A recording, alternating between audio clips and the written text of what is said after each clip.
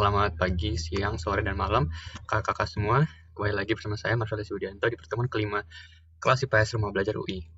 Saya harap kakak-kakak semua sehat dan walafiat dan sudah siap yang mengikuti pembelajaran. Jadi di hari ini kita akan membahas topik yang pertama soal latar belakang kedatangan bangsa Eropa, yang kedua soal kebijakan pemberantasan kolonial, yang ketiga soal perlawanan mengusir penjajah, keempat latar belakang pergerakan nasional, dan terakhir organisasi awal pergerakan nasional. Jadi kita hari ini akan membahas banyak soal sejarah Indonesia dan pergerakan bangsa Indonesia sampai nanti akhirnya menuju kemerdekaan. Oke, yang pertama kita akan membahas soal latar belakang kedatangan bangsa Eropa. Yang pertama, bangsa Eropa yang pertama yang datang ke Indonesia adalah bangsa Portugis. Jadi, ekspedisi pertama bangsa Portugis itu sebenarnya untuk mencari rute langsung ke Indonesia yang sudah dirintis oleh bangsa Indonesia dan juga Spanyol. Orang Portugis pertama yang mencoba mencari jalan baru ke Indonesia adalah Bartolomeu Dias. Dia meninggalkan Portugis pada tahun 1487. Lalu kemudian disusul oleh Vasco da Gama yang berangkat pada tahun 1497. Serta ekspedisi yang dilakukan oleh bangsa Portugis di bawah kepemimpinan Alfonso de Albuquerque pada tahun 1511 hingga berhasil menaklukkan Malaka dan dapat mengendalikan jalur rempah-rempah. Jadi orang yang pertama itu Bartolomeu Dias. Dia pertama kali itu kalau nggak salah dia menemukan Tanjung Harapan di Afrika Selatan. Jadi dia menemukan jalur nih dari Portugal ke Afrika Selatan, dia menemukan jalur itu pertama itu Bartolomeu Dias. Setelah itu dilanjutkan oleh Vasco da Gama. Dia melanjutkan perjalanannya sampai ke India. Ya, sampai ke India. Lalu yang terakhir itu Alfonso de Albuquerque yang dimana dia melanjutkan perjalanannya sampai ke Selat Malaka atau sampai ke sekitaran Malaysia situ dan akhirnya dapat mengendalikan jalur perdagangan rempah-rempah. Lalu bangsa selanjutnya yang akan kita bahas adalah bangsa Spanyol. Pelopor bangsa Spanyol untuk mencari jalan langsung ke Indonesia itu adalah Christopher Columbus, yang terkenal dengan penemuan benua Amerika. Lalu pelaut lain yaitu Ferdinand Magellan dipilih Raja Charles I dari Spanyol untuk mencari jalur menuju Kepulauan Maluku yang dikenal juga dengan nama Kepulauan Rempah-Rempah. Ferdinand Magellan ini salah satu orang pertama yang berhasil memutari bumi memakai kapal pada masa itu. Sehingga akhirnya dia sampai ke kalau nggak salah itu sampai ke Filipina, lalu anak buahnya itu melanjutkan perdagangan atau melanjutkan pelayarannya sampai ke Maluku. Lalu bangsa selanjutnya yang akan kita bahas adalah bangsa Inggris. Bangsa Inggris itu pertama kali datang ke Indonesia itu karena dirintis oleh Sir Francis Drake sama Thomas Cavendish.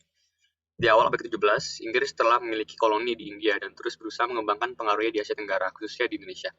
EIC atau East India Company sejak awal abad ke-17 telah mendirikan kantor-kantor dagangnya, misalnya di Banten, Aceh, Makassar, dan juga Maluku. Nah, pada tahun 1682, Belanda akhirnya mengusir Inggris dari Banten dan merebut perdagangan lada di Banten. By the way, ini yang digambar, ini for your information, adalah Thomas Stamford Raffles, salah satu gubernur yang terkenal yang pada saat itu memerintah koloni Inggris di Indonesia.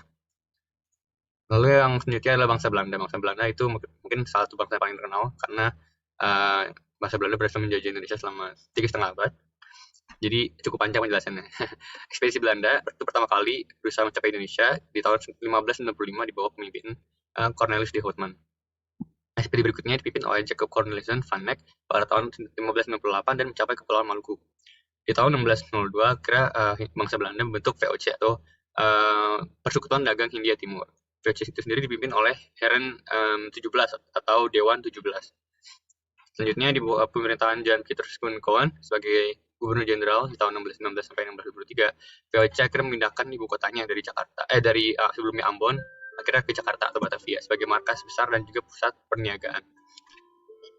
Oke, selanjutnya ini ignore aja agenda pemasarannya. Selanjutnya kita akan bahas soal kebijakan bangsa Eropa. Yang pertama kita akan bahas soal kebijakan politik dari bangsa Portugis. Yang pertama, bangsa Portugis itu memiliki strategi untuk mendekati penguasa-penguasa lokal. Terus dalam pertikaiannya, di sini dapat terlihat dalam influensi atau pengaruhnya dalam pertikaian antara kerajaan itu dan kerajaan Seram. Portugis memberikan bantuan kepada itu sebagai imbalan. Portugis juga mendapatkan hak monopoli perdagangan. Lalu pengaruh bangsa Portugis juga dapat dilihat dalam pertikaian antara kerajaan Ternate dan Tidore. Portugis memberikan bantuan kepada Ternate agar mendapatkan keuntungan dalam perdagangan. Dalam pertikaian Ternate dan Tidore ini diikut campur atau bangsa Portugis dan juga bangsa Spanyol tuh sama-sama mendukung. Kalau Portugis itu mendukung Ternate sedangkan Spanyol mendukung Tidore. Jadi mereka secara tertentu juga terlibat dalam pertikaian dengan bangsa Spanyol. Lalu kebijakan ekonomi dari bangsa Portugis, yang pertama itu di Maluku, Portugis menjalin kerjasama dengan dengan kerajaan di Ternate, sehingga Portugis memperoleh hak istimewa untuk memonopoli perdagangan rempah-rempah. Lalu Portugis juga berhasil memonopoli perdagangan lada di Samudra Pasai atau Aceh dan Minangkabau atau di Sumatera Barat. Lalu ada kebijakan politik dari bangsa Inggris. Nah, di bawah bendera EIC, Inggris gagal mendominasi kehidupan ekonomi dan politik di Indonesia. Baru pada abad ke-19, di bawah pemerintahan Thomas Raffles, Inggris dapat menanamkan pengaruh politiknya di Indonesia. Meskipun hanya terbatas di Jawa, Raffles membagi Pulau Jawa dalam 16 keresidenan. Ini yang tadi foto dari Sir Thomas Stamford Raffles. Kalau kalian nggak tahu, dia juga yang dia orang yang menemukan bunga bangkai atau yang terkenal sebagai bunga Rafflesia arnoldi, itu dinamakan dari namanya Sir Thomas Raffles. Selain itu, Sir Thomas Raffles juga banyak ambil andil ya di pengembangan kebudayaan di Indonesia pada saat itu.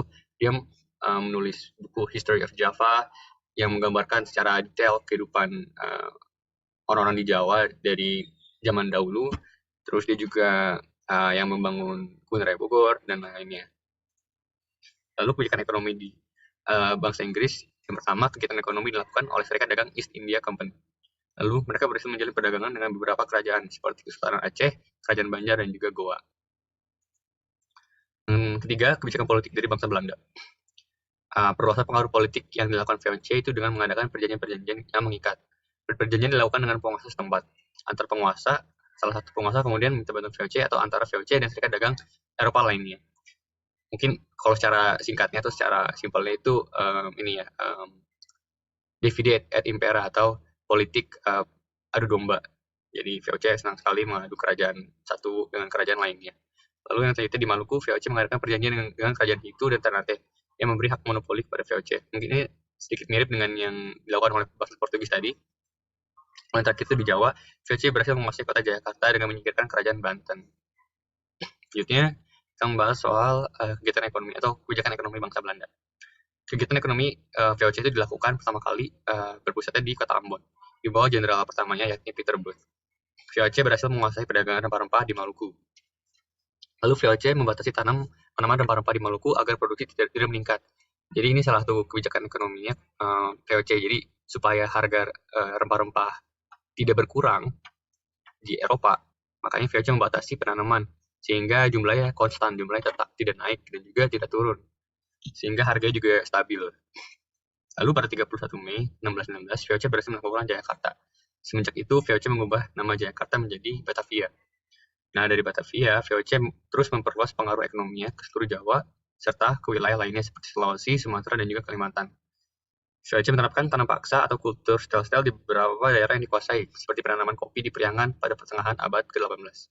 Penerapan tanam paksa ini itu merupakan ide atau merupakan gagasan dari salah satu gubernur jenderal VOC, gubernur jenderal Hindia Belanda, yaitu Van den Bosch ya.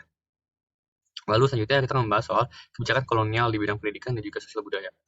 Yang pertama itu di bidang pendidikan adalah politik etis. Jadi Belanda pada saat itu sudah mulai liberal pemikirannya, masyarakatnya sudah mulai liberal, sehingga mereka melihat penjajahannya atas Indonesia itu sesuatu hal yang kurang manusiawi, sehingga akhirnya orang liberal di Belanda itu mendukung hal yang namanya politik etis, di mana Belanda mencoba untuk membalas budi ke Indonesia dengan membangun Indonesia. Ada 3 fokus utama dari politik etis, yaitu di bidang edukasi, imigrasi, dan juga transmigrasi. Lalu selanjutnya adalah pendirian sekolah sesuai dengan strata masyarakat. Nah, kalau kalian nonton Bumi Manusia, itu salah satu contoh dari penerapan sekolah sesuai dengan strata masyarakat. Jadi orang yang boleh mendapat pendidikan, orang Indonesia maksudnya yang boleh mendapat pendidikan itu hanya dari kalangan priai atau dari kalangan bangsawan, sehingga orang biasa itu tidak boleh mendapatkan pendidikan. Lalu selanjutnya di bidang sosial budaya, yang tadi sudah disebutkan, itu pemberian bantuan terhadap riset di masa Raffles. Jadi di masa Raffles itu riset mengenai kebudayaan Indonesia dan juga sejarah Indonesia itu sangat digembor-gemborkan, sehingga kita sekarang mendapatkan banyak sekali kayak pengetahuan soal kehidupan Indonesia di masa lampau. Lalu selain itu, Raffles juga membantu mengembangkan kebudayaan di Indonesia dengan tadi menulis buku History of Java dan juga membangun Kebun Raya Bogor dan lain-lainnya. Selanjutnya kita akan masuk ke subtopik, yaitu perlawanan dalam mengusir penjajah. Jadi ada sebenarnya ada banyak, cuman yang di sini akan difokuskan hanya 5. Yang pertama adalah perlawanan rakyat Maluku. Jadi perlawanan di Maluku itu dipimpin oleh Kapiten Patimura dan berkobar di Pulau Saparua. Pemberontakan atau perlawanan Kabupaten Patimura ini menjalar ke provinsi lain-lainnya, sehingga itu cukup menyusahkan Belanda, sehingga Belanda akhirnya mengirim ratusan pasukan dari Jawa sebagai reinforcement atau bantuan untuk menghadapi Kabupaten Patimura. Pada akhirnya Kabupaten Patimura ditangkap dan dieksekusi, namun perjuangannya tetap berlanjut ke Marta Christina Thiahahu yang tidak lama juga berhasil dikalahkan. Lalu selanjutnya adalah perlawanan rakyat Jawa. Mungkin yang paling terkenal dari perlawanan rakyat Jawa itu ini ya, perlawanan yang dilakukan oleh Pangeran Diponegoro, yang kita kenal sebagai Perang Diponegoro ataupun Perang Jawa. Nah, Perang Jawa ini salah satu perang termahal Belanda, karena untuk menghadapi Pangeran Diponegoro, Belanda menghabiskan banyak sekali uang ya untuk lawan Pangeran Diponegoro, karena Pangeran Diponegoro itu memakai taktik gerilya, sehingga Belanda juga sulit untuk mengalahkan ataupun menangkap Pangeran Diponegoro. Akhirnya Belanda memiliki ide untuk mengundang Pangeran Diponegoro untuk berunding. Nah, saat perundingannya itu akhirnya Pangeran Diponegoro ditangkap dan dipenjarakan. Kalau nggak salah dia diusir atau diexile, diasingkan ke Manado, yaitu tepatnya di Fort Rotterdam. Di situ pada akhirnya Pangeran Diponegoro wafat. Lalu selanjutnya kita akan bahas soal perlawanan rakyat Minangkabau. Perlawanan rakyat Minangkabau itu dipimpin oleh Tuanku Imam Bonjol. Nah, awalnya rakyat Minangkabau itu sibuk dengan perang saudara antara kaum adat dan juga kaum Padri. Namun pada akhirnya kedua kubu itu setuju untuk bersatu untuk melawan Belanda. Akibat dari persatuan kekuasaan ini, rakyat Minangkabau berhasil merebut kembali kota Bonjol yang sebelumnya dikuasai oleh Belanda. Namun akhirnya Belanda mengirimkan pasukan tambahan, pasukan bantuan, dan akhirnya berhasil merebut kembali Bonjol. Dan akhirnya membuat Tuanku Imam Bonjol berhasil ditangkap. Lalu selanjutnya kita akan membahas soal perlawanan rakyat Aceh. Invasi pertama itu dilakukan oleh Kohler, yaitu seorang perwira Belanda dengan 3.000 tentara. Perlawanan dilakukan oleh Tuku Umar dan istrinya Cut Nyak Ding. Selanjutnya kita akan membahas soal perlawanan rakyat di Bali. Jadi perjuangan atau pertempuran di Bali itu dipicu oleh hukum tawan karang, yang dimana itu kalau ada perahu atau ada kapal yang karam atau terkaram di pantai Bali, itu otomatis menjadi hak milik dari raja di Bali waktu itu, sehingga itu menimbulkan tensi antara kerajaan Bali dan juga VOC, karena pada saat itu ada beberapa kapal VOC yang karam di sekitar pantai Bali. Nah, di tahun 1849 akhirnya Belanda menyerbu Bali dan berhasil cuman dilawan oleh Ngurah Rai dalam perang Puputan, yaitu perang sampai titik darah penghabisan. Jadi Ngurah Rai, Gusti Ngurah Rai dan juga pejuang-pejuang Bali lainnya benar-benar mengorbankan nyawanya untuk memperjuangkan Pulau Bali pada saat itu. Selanjutnya adalah pengaruh kebijakan kolonial terhadap masyarakat di Indonesia. Kita akan bahas 3 aspek, yaitu aspek politik, sosial budaya, dan juga ekonomi. Yang pertama, di aspek politik, kebijakan-kebijakan yang diterapkan oleh bangsa Eropa itu berdampak kepada banyaknya kerajaan-kerajaan di Indonesia yang kejayaannya semakin luntur atau semakin lemah. Akhirnya lambat laun sudah tidak ada lagi kerajaan yang memiliki kekuatan de facto dan hanya memegang kekuatan de jure. Lalu di bidang sosial budaya itu muncul penggolongan masyarakat seperti kelas masyarakat pribumi yang tadi saya sebutkan, itu bangsawan, lalu ada masyarakat biasa, dan juga ada masyarakat mungkin dari ras-ras lainnya seperti masyarakat Tionghoa dan juga masyarakat Arab dan lainnya. Nah, itu di masa kolonial itu digolongkan atau diberi penggolongan sehingga ada kelas. Jadi ada tingkatan, yang paling tinggi itu masyarakat, mungkin contohnya masyarakat Tionghoa, lalu diikuti oleh masyarakat Arab, dan pada saat itu masyarakat pribumi yang mendapatkan bagian yang paling tidak enak. Lalu selanjutnya itu muncul asimilasi budaya Barat dan juga budaya Nusantara. Seperti misalnya itu mungkin dari hal yang simpel dan hal yang sederhana itu penggunaan sendok dan garpu. Penggunaan sendok dan garpu itu salah satu kebudayaan yang dibawa oleh bangsa Eropa, sehingga sampai sekarang kita pakai. Lalu akibat dari politik etis yang dilakukan oleh Belanda yang memfokuskan perkembangan pendidikan di Indonesia, akhirnya muncul kaum terpelajar yang pada nantinya akan menggerakkan perjuangan kemerdekaan bangsa Indonesia. Lalu terakhir ada di bidang ekonomi.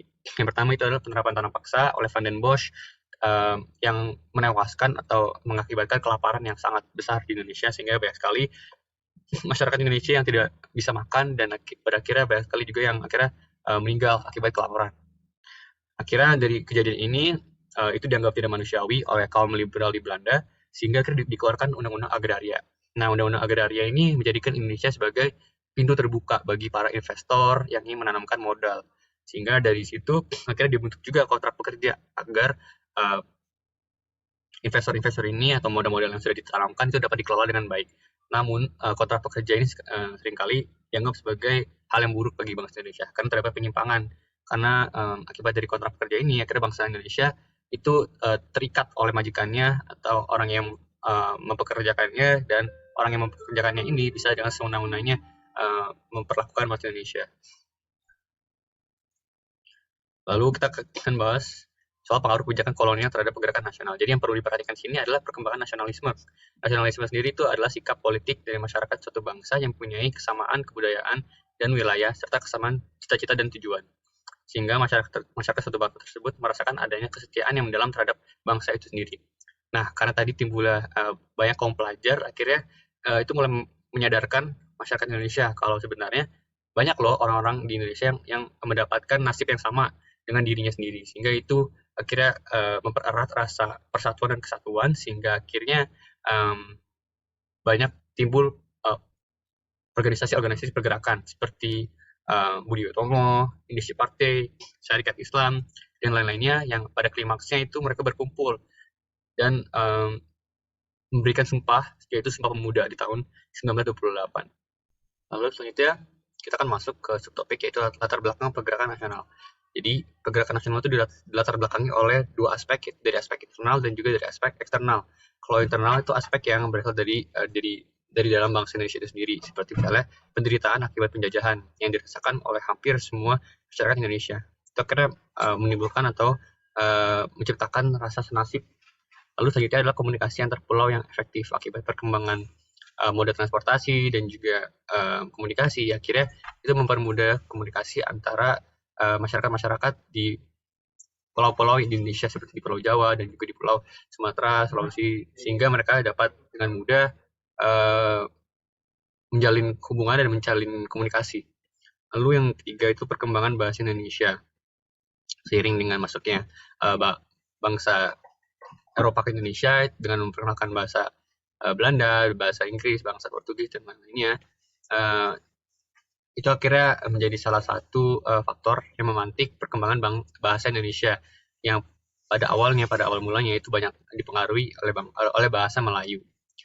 Lalu terciptanya Undang-Undang Desentralisasi di tahun 1963. Ini mempertinggi otonomi daerah. Jadi masing-masing daerah di jajahan Indonesia pada saat itu memiliki kuasa yang lebih yang meningkat, sehingga itu semacam mempermudah masyarakat Indonesia di berbagai daerah untuk membuat gerakan nasional, membuat gerakan menuju persatuan nasional gitu. Jadi seperti yang bisa kita lihat pada saat Sumpah Pemuda itu kan banyak ya perwakilan dari berbagai macam daerah di Indonesia, ada yang dari Jawa, Java, terus juga dari Sumatera dan Sumatera Nen. Nah, itu salah satu hasil dari Undang-Undang Desentralisasi.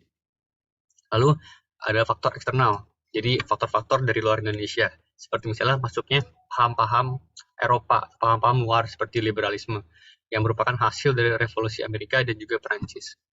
Lalu diterapkannya sistem pendidikan Barat di Indonesia seperti yang diterapkan di sekolah-sekolah Belanda pada saat itu. Lalu